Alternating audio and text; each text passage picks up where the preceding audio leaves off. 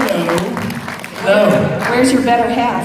I don't know. I thought I was late. Where is she? She was shooting till 2 o'clock this morning. So there's very few people, very few women who can sleep for an hour and look as good as she does. So, I've been asleep for 8 hours and I've still got this face. Anyway, yeah, where is she? Unbelievable. So, Scotsman walks into a bar. We just lost our G rating. Tell me something I don't know. Do I what? Do I allow photographs? Depends what I'm wearing. Yeah. Open season, ladies.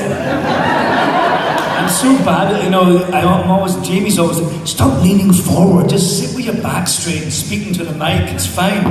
Let the mic come to you. So, she's in trouble for this, by the way. I'm stuck up here on my own with all you beautiful people. I'm sure you can handle it. Thank you for coming, by the way, today. Thank you for having us, Do you like to take questions? I don't mind at all, yeah. A little warm-up act. Since I don't have a portable mic, if you have a question, please stand up and please speak loudly and clearly so that he can hear you, okay? Oh, come on. No questions? No questions? Okay, I'll go then. Thank you. I have one. We're going to go here first. Yes, could you tell us what your makeup and prosthetics is like every day for filming, like how long that takes? And Yes. could you go into detail on it? Well, this morning, this took me 7 hours. I know it doesn't look much. No, well, for Defiance, the makeup takes about 90 minutes, an hour. About 2 hours. But obviously, when me and Jamie get in the tub, which is which I hate, obviously, hate those days. No, it's a lot of fun, but we have to get our full bodies painted. So there's no the makeup artists have all seen what we look like, and of course the Castathans, they don't have any body hair. And I do. I remember meeting Jamie about 5 months after the end of season 2, Comic-Con in San Diego, and I had a t-shirt on like this, and I'm not quite Wolfman, but I'm sort of quite hairy, and she says, "Oh my God, look at your chest hair." I was going, yeah, I actually do have chest hair. But yeah, we actually do have to shave, not Jamie, but me. We have to shave all our bodily hair off, so when we do, I'm not doing too good here, am I? Where's the wife?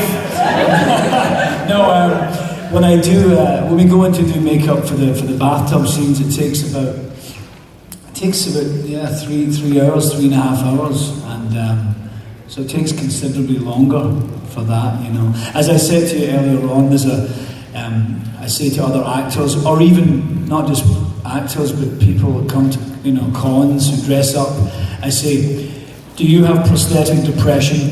Have you been in makeup for more than 7 hours? Call this number now. I'm here to help. So,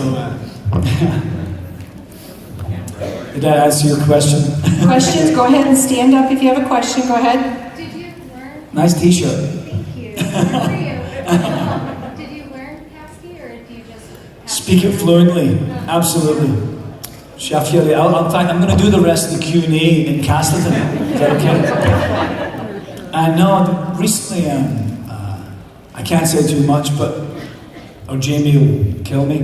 The recent episodes I've just shot, I don't speak English in the episode at all. It's all in Castleton, and you get your dialogue in English, fine, but then you get it in Castleton, and you're like, Stockholm, There's a lot of it to learn sometimes, and it can be quite overwhelming. But that's when we say, can we please? It takes about 7 days to shoot an episode, and we shoot 2 episodes consecutively. Here comes the wife. Hi, baby. Blah blah blah. show up on time, and I won't have to be. Sorry, I went to go to the loo. I didn't realise it was miles away, and then I got here and I was loads of toilets. Sorry, too much information. She's TMI. Exactly. But she just... I was behind a fairy, and there was someone else playing with their, horns. It was very difficult. Lavatory, actually. She's finished shooting at 2 a.m. this morning. I was just saying how fabulous she looked. Right? I pay him to say things like that. No, it's all right. Happy wife, happy life. We're just talking about makeup and how we love makeup. getting into makeup. That was my question, by the way. Yes, Is it fun getting into makeup? It Could was you answer so that too? fun. Yes. For the first day, it was so fun. We're talking about full body makeup. Oh yeah, that. Well, there's that. Yeah. I've never had a female makeup artist. It's outrageous. It's crazy. I've always got guys. It's unbelievable, and they're always kind of like multitasking different areas. and then sometimes it's just after that day, you actually also can't get it off. So then they have to scrub you down. It's very, very Grecian. But yeah, actually this morning I rushed out of work, and I was going to come here, and I knew that the car was picking me up at 4, and rushing, and I got to the airport, and I looked in the mirror, and all my neck was white. It was out here, so it looked so odd. They're going to frisk you at the airport. Like, what's that white stuff in your face? You really are an illegal alien. Immigration.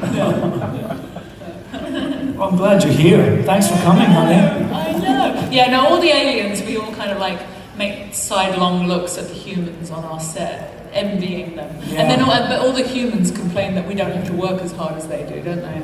Yeah, there's Grant and Julie are always very much like, because they're in all the time. All the time, And it's like, it's not my fault you chose a boring path.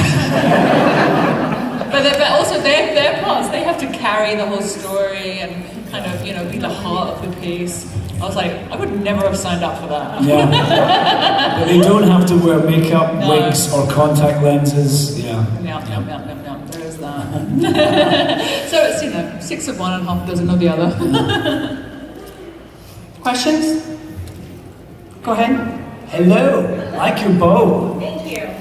What was it like being Vincent on Doctor Who? Oh, it was a lot of fun. It was a lot of fun working with Matt and what's her name? With Curran.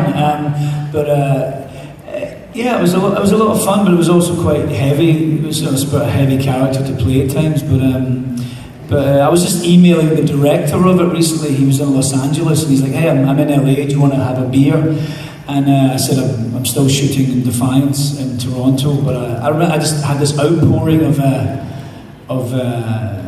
what I felt about it, and how I go to conventions and I talk about how moved people have been by it, and how, without being too pretentious or gushy, I said, well, that's why we do what we do as actors, is we entertain people, but if we can, at times, we can, also move people. And But what did he say? well, he said the same thing. Actually, he came back. It's nice that you're in agreement then. No, exactly. Thank God. He sort of got quite gushy as well, and was very sort of like. So you were just both gushing at each well, other. gushing over it, yeah. So no, it was a lot of fun, but it was nice to the reaction that episode's got is fantastic. Thanks for your question. Yeah, sometimes you're telling stories and you're having fun and you're prancing around in a lot of makeup and stuff, and it's nice to meet you guys and have you tell us that the stories that we tell matter to you or you care about. It's very humbling and it's very moving, and it makes us put our contact lenses back in for another day.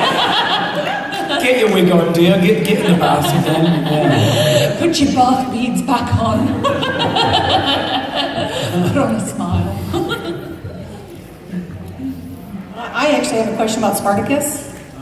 Spartacus was just fantastic. Thank you. Absolutely. It looked so energetic and massive. Would you share a wonderful experience on set? I mean, was it difficult? I mean, just share something with us. I mean, I was actually filming Warehouse 13 when I got the audition for that, and I hadn't seen Spartacus. And I don't know if there's any Warehouse fans here, but I said to Sol, who plays Artie, "Oh God, I've got this really interesting piece," and there was no. You know, it's quite a risque show, it's quite a violent show, it's very, very heightened and bawdy and, you know, vibrant. But in my scene, you know, it was conversation, and although the language was quite bawdy, you know, I didn't fully know, you know, how naughty the show was. Anyway, I told Sal about it, and he was like, "Jamie, have you seen the show? I mean, I'm really not sure if it's the kind of show you think you want to be doing." And then I said, "Oh, okay." So I watched an episode, and I was like, "Oh no, yeah, I'm from Europe. I mean, it's fine. I don't really bother me. It seems quite good to me." He's like, "Really? But you'd really do a show like that?" I was like, "Well, how do you know so much about the show that you think I shouldn't be doing?" He's like, "Oh, Eleanor and I have watched every episode." So and then when I went there, you know, Stephen DeKnight, who wrote it, who has just done. I've been talking to everyone about Daredevil today. I'm obsessed with Daredevil on Netflix. That's another show that he just wrote.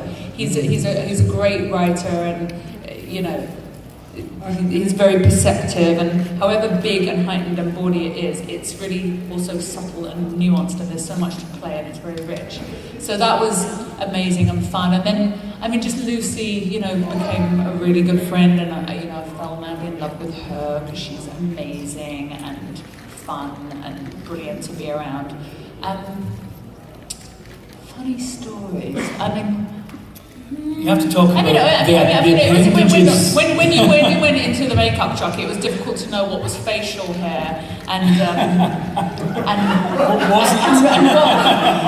what went where. And then also the other thing is, you know, we all have different fashions. I mean, you've probably seen how beards have changed over the years. And in the 80s, women looked very different than they do now and back in the day. So I had to wear this thing called a merkin, basically, which is like a furry bikini bottom, basically, which is stuck onto you. So my merkin and I, you know, I didn't want to give it up at the end. I wanted to put it in a Perspex box and kind of like have it displayed somewhere. What was I talking about my merkin? Oh yeah, because I didn't know, when I first was given my merkin, I wasn't sure if I put it on myself, or if I should ask somebody to help me with it, and if I would ask someone to help me with it, whether it was the hair department, the makeup department, or they all wanted to show up. No one wanted the job. No one wanted the job. I have to tell you, they just kind of given me kind of like some kind of double-sided sticky tape and kind of sent me off with a pair of scissors, and I was like, hold on a minute. I've put a merkin on myself before. Get to it. You don't have that problem in Defiance. I didn't know Lucy before, but you know, when on your first day at work, you know, you're talking about merkins, so you bond very, very quickly. Yeah. Thank you. Yes, Spartacus was certainly not a family-friendly show. No. Well, there was lots of family-making business. But Yes. Any other questions? Just please stand up, be loud. Right. Oh, I'm sorry. Well, I just mentioned Warehouse and Sal. You know, they became my family really, really soon. I think, you know, I went in the second season, and by then, you know, after the first season, the energy of just working together and being excited about a new show, you very quickly become sick of each other. So by the time I turned up in the second season, I was just like their new plaything, and it was pretty wonderful. No, it was great. I also got to work with Lindsay Wagner, who played Jamie Summers, the Bionic Woman. And I'd never seen Jamie Summers, the Bionic Woman, but I was actually named after her, so that was fun.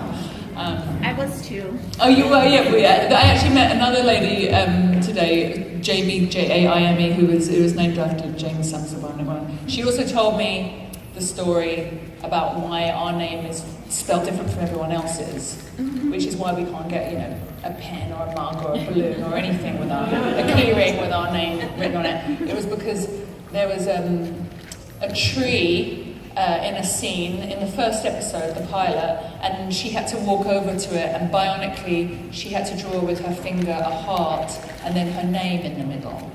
And on the first take, you know, there was only one take, and when she did the take, you know, the camera zoomed in and she'd spelt it wrong. So we're named after a fictitious dyslexic actress.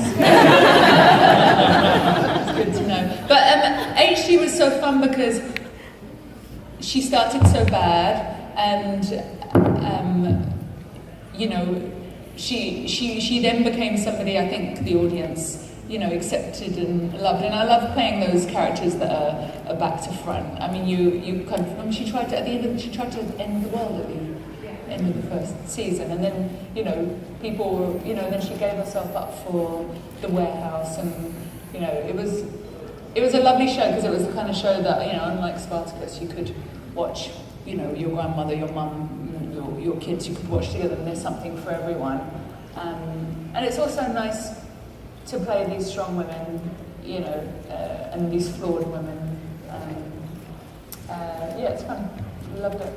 Great experience. Who on Defiance is your favorite character and why? Happy wife, happy life. It's only because I'm here. I like the fact that she doesn't wear a merkin. I like the conniving sort of nature of the way Jamie portrays Stammer. You know, I mean, I like playing Daytak, but obviously he's very opposite to what he's more spontaneous and blunt, and you know. But they're both very much survivalists, and they'll do anything to get to you know, to the next level. But I've always found the way Jamie plays Stammer is you know, she's like a snake in the grass. You know, if you step on her, you better run.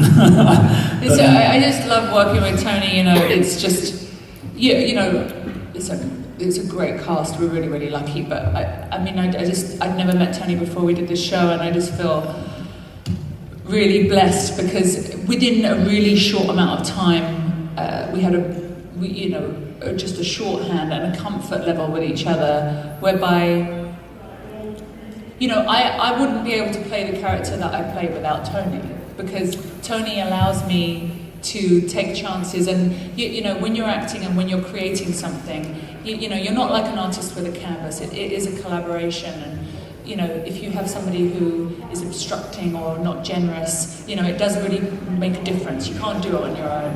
It's a dance, and a lot of the time when you're creating, you need to be able to make 5 mistakes and silly things, and oh, should we try this? Oh no, that was a stupid idea. And it's okay that it's a stupid idea, and actually in all art you need to be able to do that. You know, being a perfectionist is the opposite of you know, it really gets in the way. And I say that because, you know, I have to kind of let go of that, not be a control freak when I'm working. In life in general, I guess it's okay to make mistakes. But also, he laughs at my mistakes, he supports my mistakes, and then out of that we've come up with something, you know, that neither of us had planned or thought of, and it makes us look really, really good, and he makes me a much better actress. So. Oh, thanks. But also, when we talked about makeup and getting, you know, I hadn't known Jamie that long, and Jesse, who plays our son, and you know, you have to get in a tub, and you're not wearing much with another guy that you don't know that well. So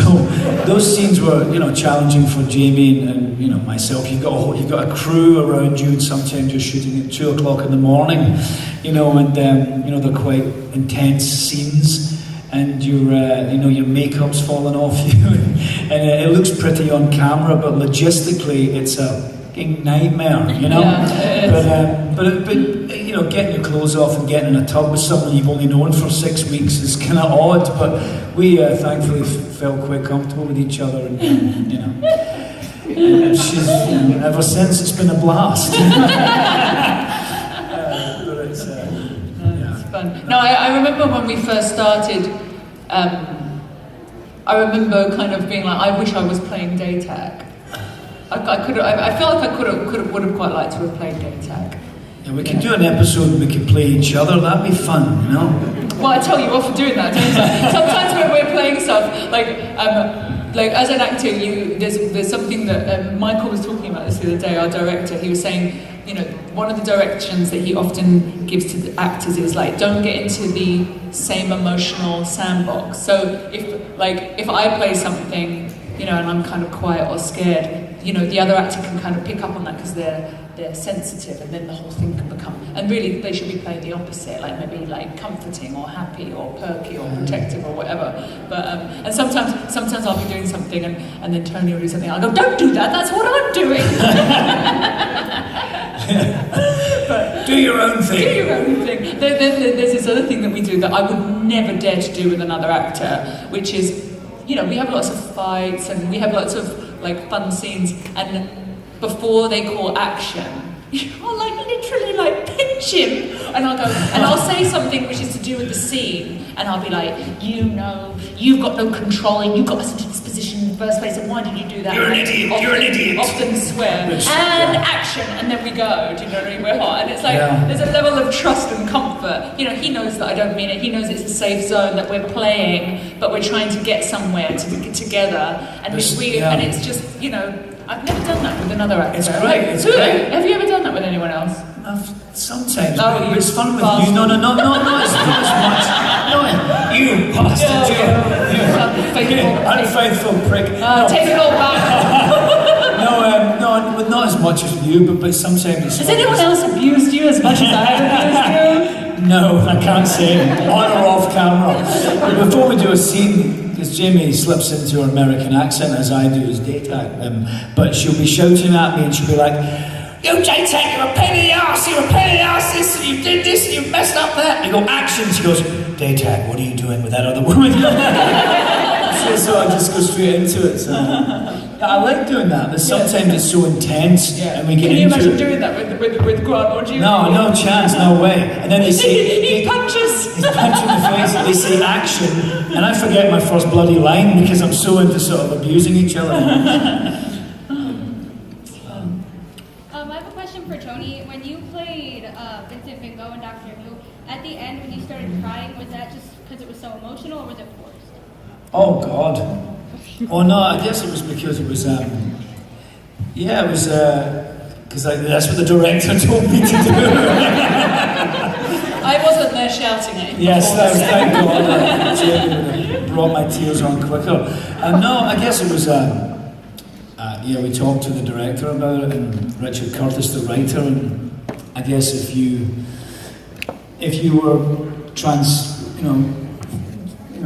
if you were moved through time into another place and you saw your work, we thought, what would his reaction be? And we thought, well, it's the one of somebody who's done some beautiful things in his life, and it's only until after he's dead that people realised what a genius and what an amazing individual he was. And I think that's the sadness of the story, and of anybody really in life, in any walk of life, is that some people in society don't get recognised for things that they do, I think it's so common as well as an artist, as an actor. I don't know if you're the same, but I can sometimes, when I'm working, judge myself so fiercely and kind of think that something wasn't very good or it wasn't good enough or whatever, and then when I see it, after all that emotion of like trying to find it or push for it or control it or whatever, I see it, and I realise it was good. It was good enough, but you never realise at the time, do you? And you beat yourself up. Everybody thinks, all of us do that no matter what we're doing. We try to sort of make things the best we can, and we do. But that moment was like is the sort of arguably one of the greatest sort of unsung heroes of art or anything that he never realised. So when we did that scene, I guess it was the fact that he didn't get much compassion in his life. Maybe he went to a few brothels or companionship. Artistically, he didn't. If you try your best at anything you do and you keep getting knocked down, and you don't get anything from it. And then due to the TARDIS, the Doctor Who, bringing him to the future in that world, that he saw that he was loved and he was valued, and I think anybody who watches it, anybody who talks to me, they always go, God, I cry. I've shown it to my grandmother or granddad, and he doesn't watch Doctor Who, but he watched that episode and he cried like a child, So, yeah, it was a sort of it seemed like with a response they would have to that moment, Yeah. I hope that answered your question. Question, do you find for both of you it's more fun to play sort of bad characters or good characters? I think the former. I think the thing is, I think with these two characters is that they have got, because they're both from very different levels of society. Stammer's character is she's from a very affluent society.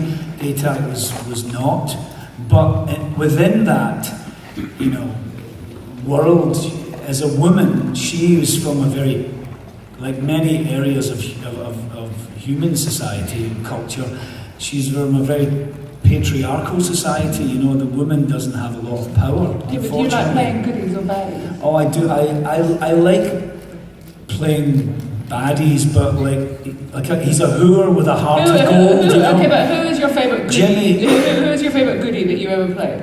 Favourite goodie? Yeah. Have you got a favourite goodie? No, because they're boring. Vincent's probably one of the favourite goodies I've ever played. Well, he wasn't a goody. He was tortured. He was tortured, but he wasn't good in him. But he wasn't a baddie. No, he wasn't a baddie. But no, I think the bad characters I've played, we like playing them because they're bad, but they've got good in them. But I think to tell you the truth, we're character actors. I think that for guys, there are more options, and there are definitely much more options for women now. But historically, the good parts for women have been such strong stereotypes. They've just been a little bit thankless, really. A bit boring in a sense, unfortunately. A little bit boring.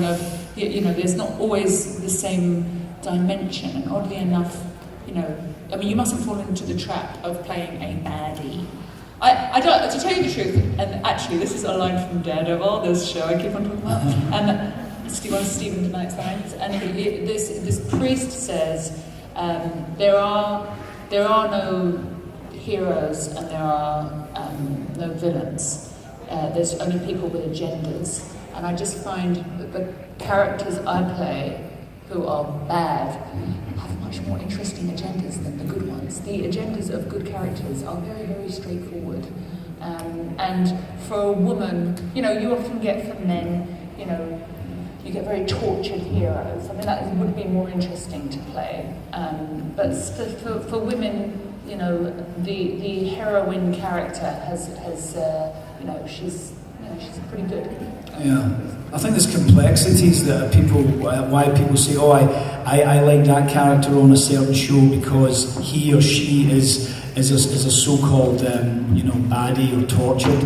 But I think it's because as human beings we can sometimes relate to the evil queen, or we can relate to the character.